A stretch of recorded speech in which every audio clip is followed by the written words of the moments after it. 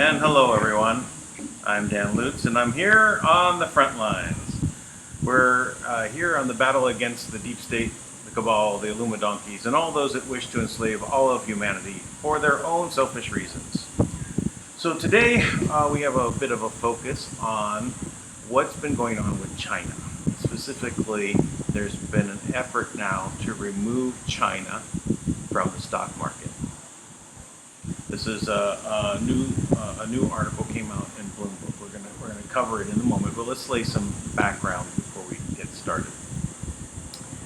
So when we look back at when Trump has been making some efforts around the world, especially starting with, say, Venezuela, it became obvious that his main goal was to go after communism, but yet working out a deal with China.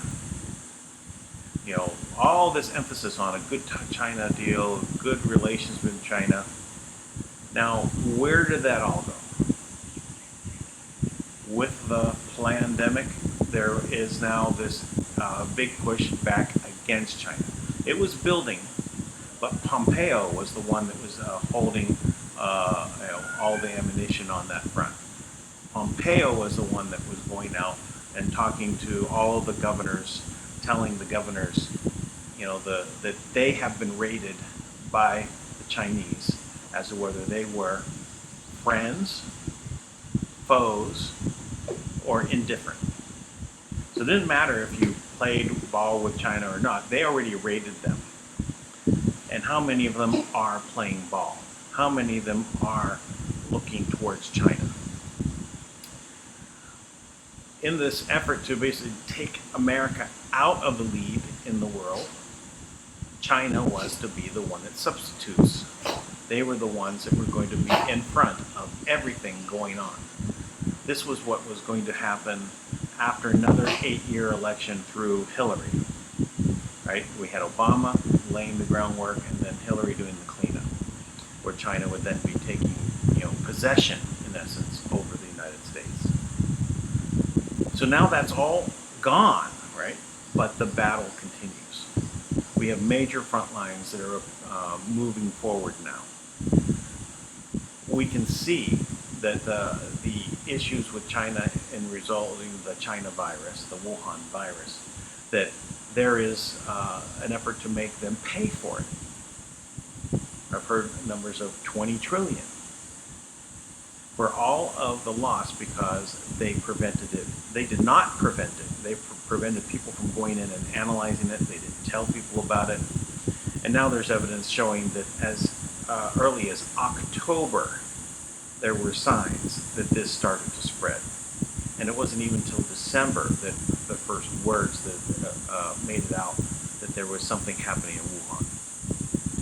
So this effort is, I think, more of a plan, an orchestrated plan, knowing that the pandemic was going to be coming out, that there was going to be a effort to push over the world a new tyrannical dictatorship. Get vaccinated, get your quantum ID, be able to allow us to monitor where you go, how close you are to someone else, and tell you what to do, how to do. Go to work, not to go to work. Lose your business. How can Walmart stay open, but the local grocery store has to stay closed? Little corner store has to stay closed. All the small businesses disappear, leaving only behind the corporatocracy.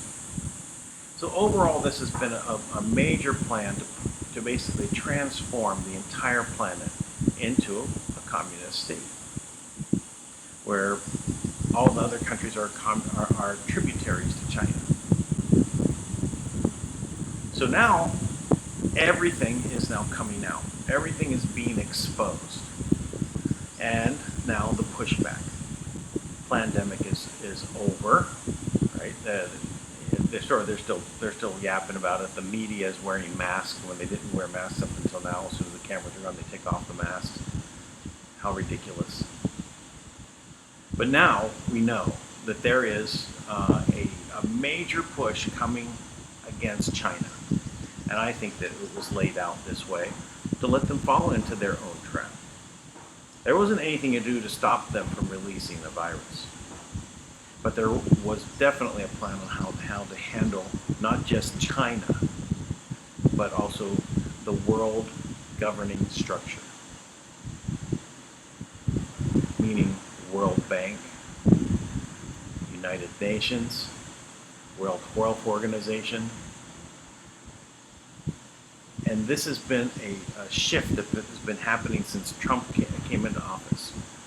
He's done massive amount of things since he's come into office.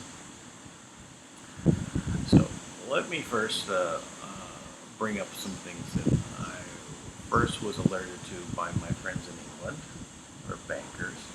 Let's switch my view here.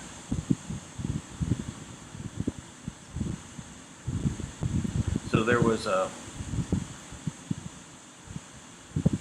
major story that hit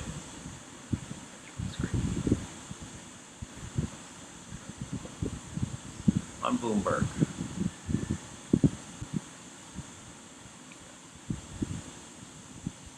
Senate passes a bill to delist Chinese companies from the exchanges.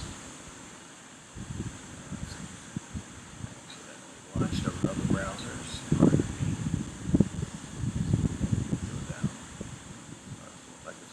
Anyway, so let me continue. So this is May 21st, 2020 on Bloomberg under politics. So Senate passes bill to delist Chinese companies from the exchanges. Now that's the major news.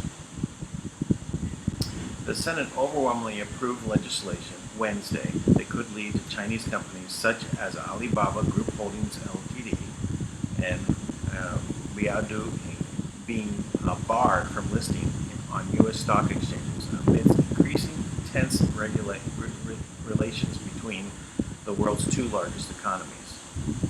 The bill, introduced by Senator John Kennedy, a Republican from Louisiana, and Chris Von Hollen, a Democrat from Maryland, was approved by unanimous consent and would require companies to certify that they are not under control of a foreign government. Now, why is that important? Because under communism, all of the companies are owned by the government. And what we have say with Alibaba is a very successful company where the guy who created it became a billionaire and is now been deposed as his position. New people became owners of the company somehow overnight. How'd that happen? Because under communism, the state owns everything. Even if they give the illusion of ownership through a stock market and everything else, if they can just come in and step in and take over, then it's communism, right? They own it. Right? So this is what we were seeing. So foreign control by a government. So U.S. lawmakers have raised red flags over billions of dollars flowing into some China's largest corporations, much of it from pension funds and college endowments in search of fat investment returns. Alarm has grown in particular that American money is bankrolling efforts by country's technology giants to develop leading positions in everything from artificial intelligence and autonomous driving and internet data collection.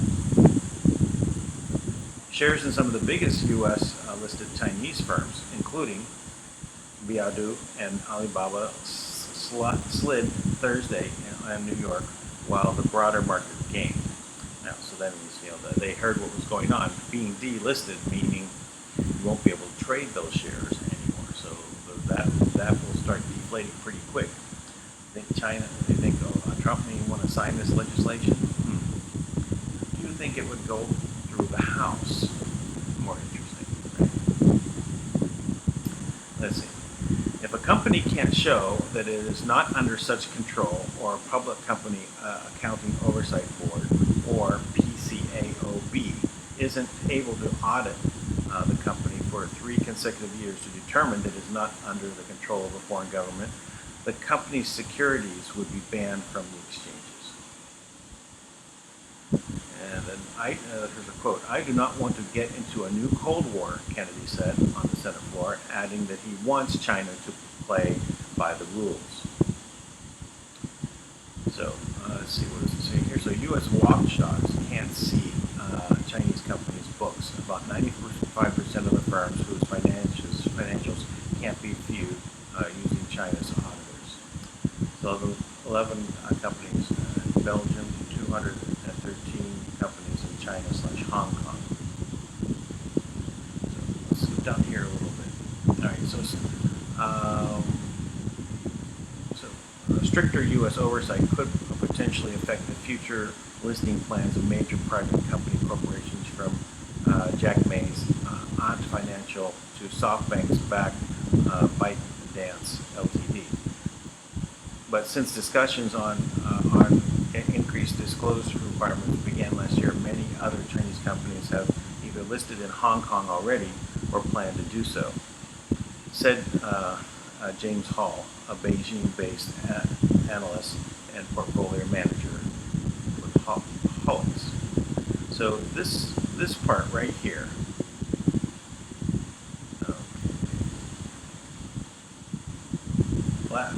discussions last year's for companies to move into Hong Kong to be basically listed there.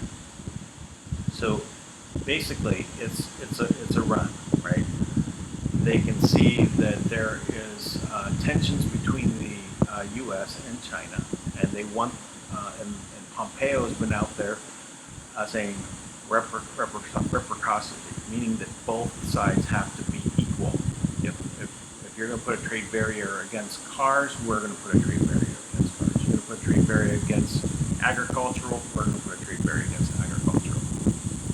So this has been changing over the last few years, and the drum beats have been getting louder and louder.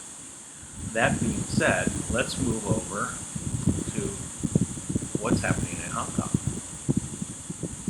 Hong Kong, Pompeo condemns China's laws as death nails for freedom. U.S.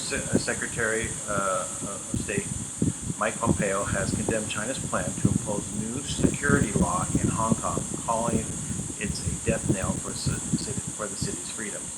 China is planning to pass a law that would ban treason, sedition, and subversion in Hong Kong. That's against China, in other words. So all of these protests and everything that have been happening in China, they want to stop it. There were some articles and leaks from supposedly Chinese insiders, no idea if they were true, and so just to state that, but they were suggesting that the virus was created for the purpose of quelling the rebellion in Hong Kong. So we don't know if that is actually true or not, but it is something to be aware of, that there are a lot of things that could happen in China, and they consider Hong Kong as China. One country, two systems. Now they're supposed to keep their hands off for the next, until I think 2048, I believe, and not try and do anything such as this law. Okay, let's continue. Let's highlight that for a moment.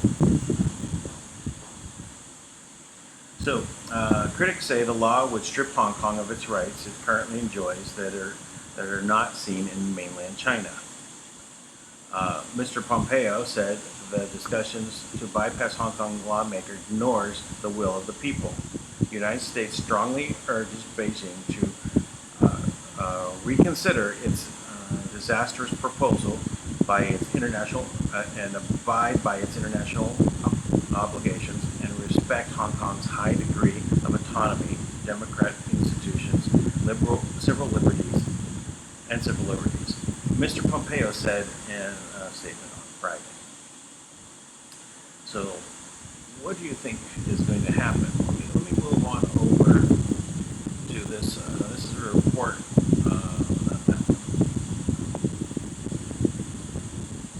This is actually talking about this. It's about 7 minutes. We're going to go into the first couple minutes just to see how they're reporting on this in Hong Kong. Could it be the end of the territory as feared?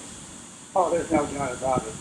Hong Kong has finished these national security laws, which criminalize talk of secession, treason, and the rest of it, plus all the surveillance and the secret police that come in and all the rest of it, finishes off the political freedoms that the people in Hong Kong have. And look, the smart money knows that the mainland was coming for this problem anyway. They've been watching it for over a year. President Xi was looking elsewhere, and now he has to show great strength. And keep in mind, he's the most authoritarian leader in China since Mao Zedong. So he's got to show why he's the boss. And look, these people, they got a deal from the British to go to 2047, one country, two systems. What's that mean? Well, it doesn't mean anything. It was the British swan song on the way out, and they're living on borrowed time. It's now in 2047 for the mainland.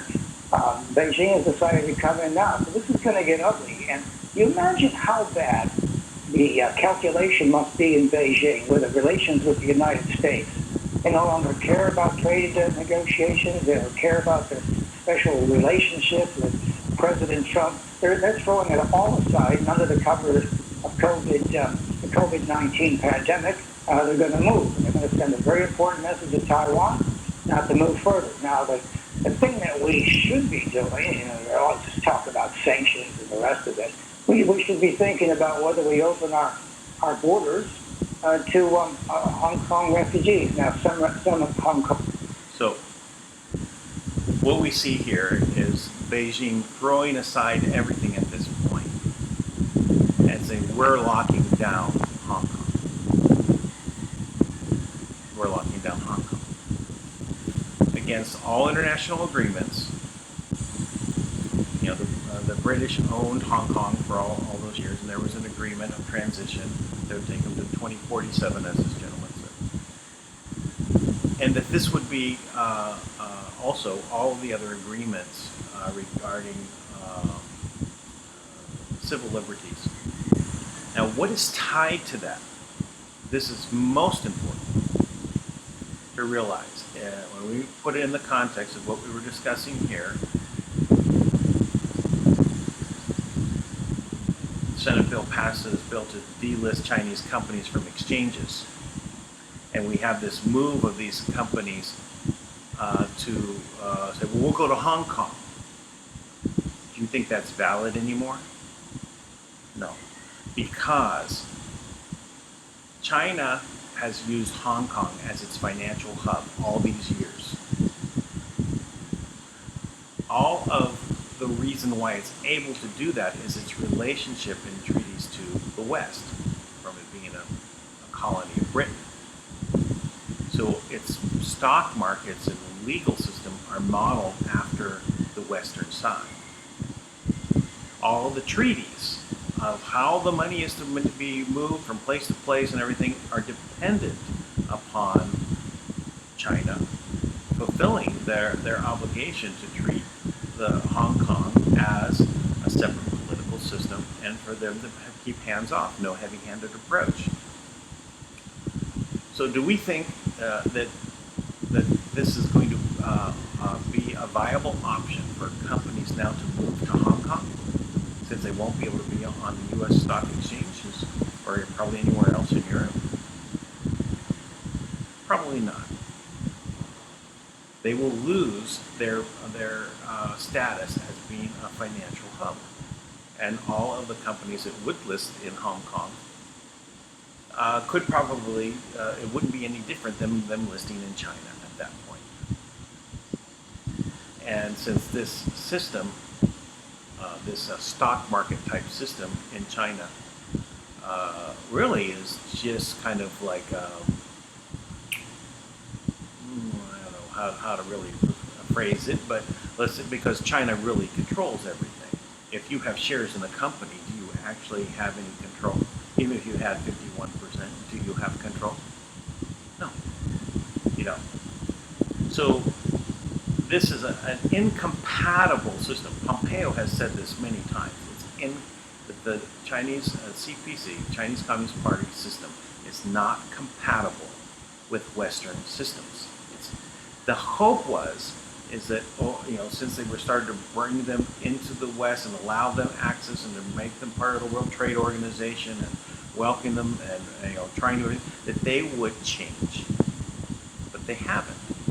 They've considered everything that was now made available to them as their opportunity to take over the world. And that's what we're seeing. They've made moves in the South China Sea. They've built islands. They're trying to basically claim all fishing territory that nobody can fish there. I mean, it's the Philippines, which I'm reporting from right now. Can't fish in the certain area that's basically really part of the Philippines, going by international rules. But they built these little islands, and suddenly now, this one is more 200 miles around this island. It cuts out the Philippines, and the Philippines say, no, we're still going to fish there. And there's recent issues where they pushed out Malaysian fishermen and Philippine fishermen out of the area. And then there's also military. The U.S. is basically doing military exercises to show that they are not going to back down on the South China Sea. So this is a war against communism worldwide. This is a war against communism because communism is the governing mechanism of the shadow government, of the deep state, of the cabal, the Illuminatis. Whatever you want to term it, its arms are basically ran by, say, the CIA. Right? It's put into a position of taking on different aspects of governments in every government around the world. They put their people in place. They control the media, but through Operation Mockingbird, they funnel in that right information. But communism is their preferred form of government. And it's a modified version because they're going to use corporations as too big to fail, which does not exist in capitalism. Too big to fail banks, too big to fail corporations, insurance companies, automobile manufacturers. They're just too big that we can't let them fail. That means that it's not capitalism. So we can see that this is what we're on the move with. Let's take a little bit a little deeper look. I just put in a search under DuckDuckGo, Pompeo, China, for the past week. And what do we have here? Pompeo, China measure down the death nail for Hong Kong. We kind of covered that. Pompeo calls China virus response paltry. But that's against the China virus, right? They're putting up 2 billion. Pompeo, let's see, China measure, we covered that one. Condemn China over Hong Kong security measures, we're covering that. More. Here's the one I was kind of looking for. Pompeo tells China not to interfere with U.S. media in Hong Kong. Again, that's just 7 days ago. Let's see. Yeah, these are about the same. So these are about the same thing. So let's move over here. Now this is about space in China. So where you'll cover a little bit about the Russia relationship with the U.S. right in space, and then how China goes into this. Launching an entire space station, getting all of these countries to work together required an extreme amount of trust.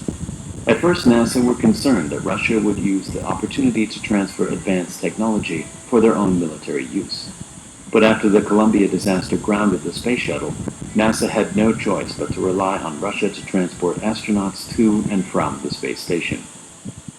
Despite the worldwide collaboration required to build the ISS, China was one of the largest countries not invited to join the International Space Station. At the time, the Chinese Space Administration was only 5 years old, and the rest of the nations felt that China was simply not ready to make a meaningful contribution to the project.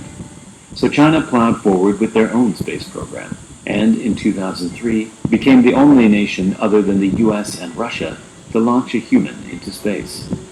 As progress continued on the ISS, China stated their desire to join the ISS as a new member. However, legislation introduced by US Congress in 2011 eliminated the possibility of China joining the ISS. In this legislation, a provision known as the Wolf Amendment was passed to forbid NASA and US companies from sharing technological advancements with the Chinese government.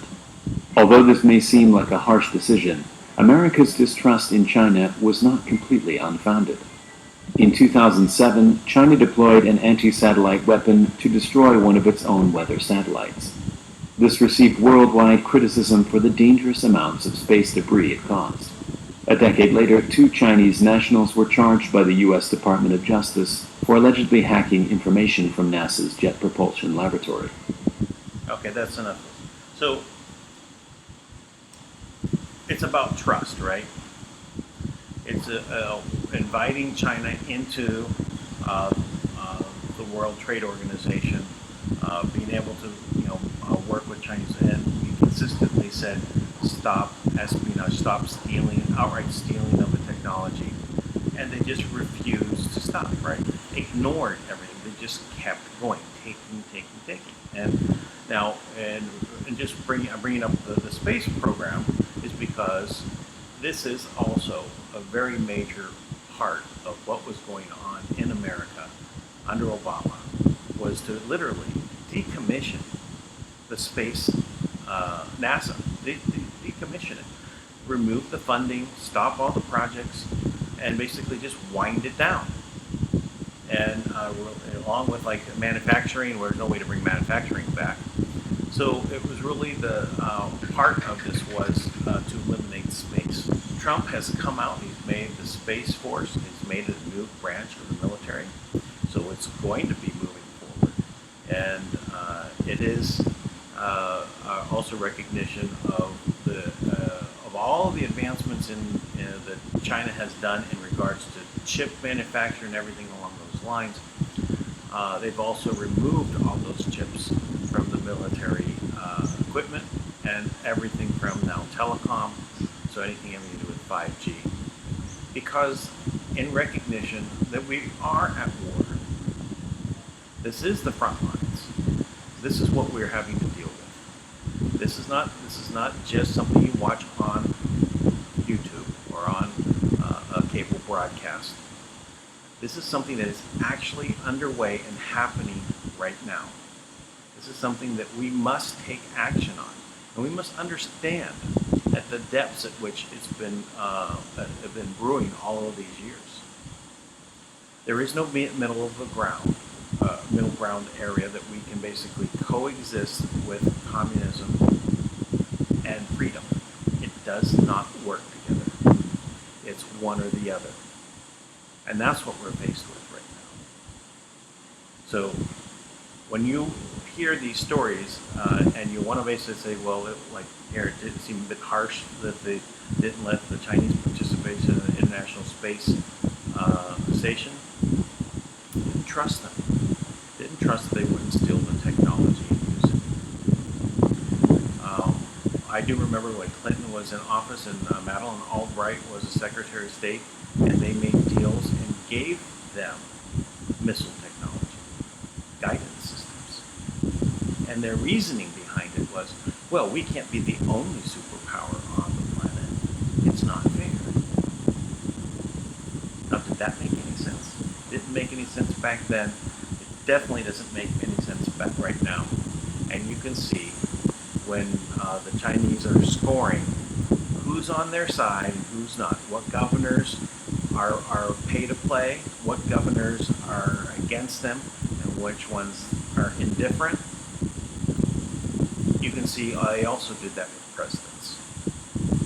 And going all the way back, you can say who was basically participating. Now, it makes sense that at this point there is no going forward with communism as worldwide, anywhere in the world, as it being able to coexist at the same time.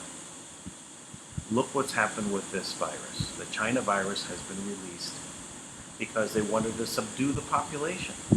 Yes, they have people all around the world as part of the shadow government, part of the deep state, that they all are on this same side. Big tech is playing a part of it.